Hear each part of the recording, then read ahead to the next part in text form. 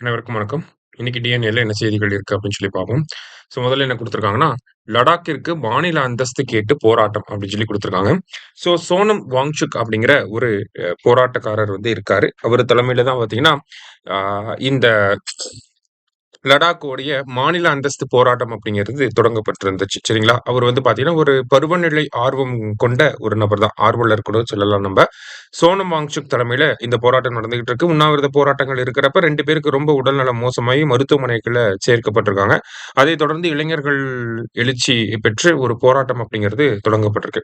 எதுக்காக லடாக் வந்து மாநில அந்தஸ்து கேட்டு போராட்டம் பண்றாங்க அப்படின்னு சொல்லி பார்த்தீங்கன்னா, அவங்கள பொறுத்தவரைக்கும் லடாக்குக்கு வந்து யூனியன் டெரிட்டரியா நம்ம மாத்திருப்போம். எப்பன்னா ஆகஸ்ட் 5, 2020ல வந்து 2019ல வந்து பார்த்தீங்கன்னா, யூனியன் பிரதேசம் அப்படிங்கிறது உருவாக்கப்பட்டிருக்கும். ஓகேவா? ஜம்மு அண்ட் காஷ்மீர் 2ஆ பிரிச்சு union territory of Jammu and Kashmir and union territory of Ladakh அப்படின்னு சொல்லி உருவாக்கப்பட்டிருக்கும்.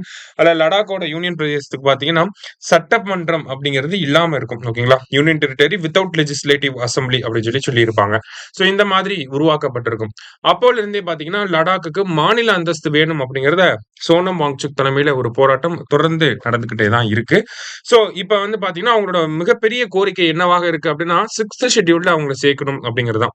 6த் ஷெட்யூல பொறுத்தவரைக்கும் பார்த்தீங்கன்னா, அசாம், திரிபுரா, மேகாலயா, மிசோரம் போன்ற மாநிலங்கள் வந்து இருக்காங்க. ஆர்டிகிள் 244 அப்படிங்கிற ஒரு விஷயம் தான் நமக்கு இந்த 6த் ஷெட்யூல உருவாக்கவே ஒரு ஹெல்ப்ஃபுல்லா இருக்கு. சரிங்களா?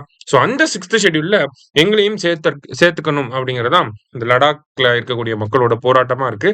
6த் ஷெட்யூல்ல சேர்த்துட்டாங்க அப்படின்னா, நமக்கு அட்டானமஸ் டிஸ்ட்ரிக்ட் கவுன்சில்ஸ் அப்படிங்கிறத உருவாக்க முடியும். சரிங்களா? அதன் மூலியமா ட்ரைபல் மக்கள் அவங்களுடைய நிலங்கள பாதுகாக்க முடியும்.